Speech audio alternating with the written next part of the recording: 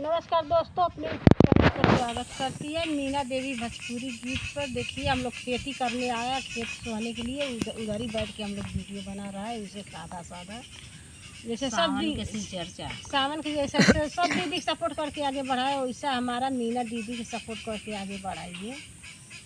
बैठल रोवेली गुजरिया हो, गुरु घरवा जाए के परी। बैठल रोवेली गुजरिया हो, गुरु घरवा जाए के परी। गुरुजी के घरवा में चौरा भरल बा, गुरुजी के घरवा में चौरा भरल बा। भूखा न छूटे मोर परनवा हो, गुरु घरवा जाए के परी।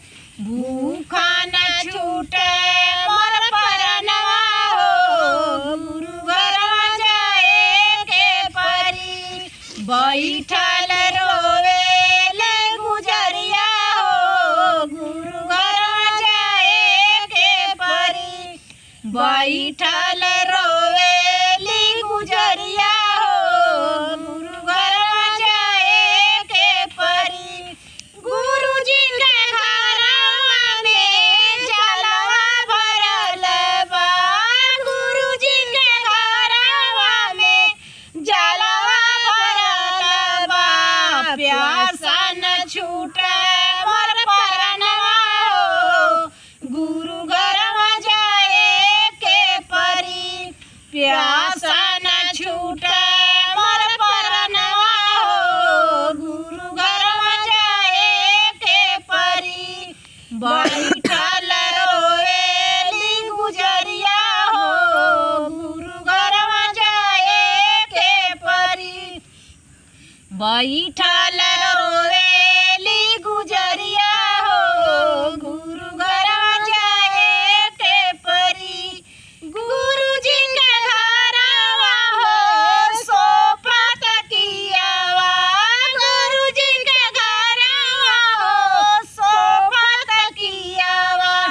निधि बिना छूटे मोर परनवा हो, गुरु घरवा जाए के परी। निधि बिना छूटे मोर परनवा हो, गुरु घरवा जाए के परी। बैठल रोवेली गुजरिया हो, गुरु घरवा जाए के परी।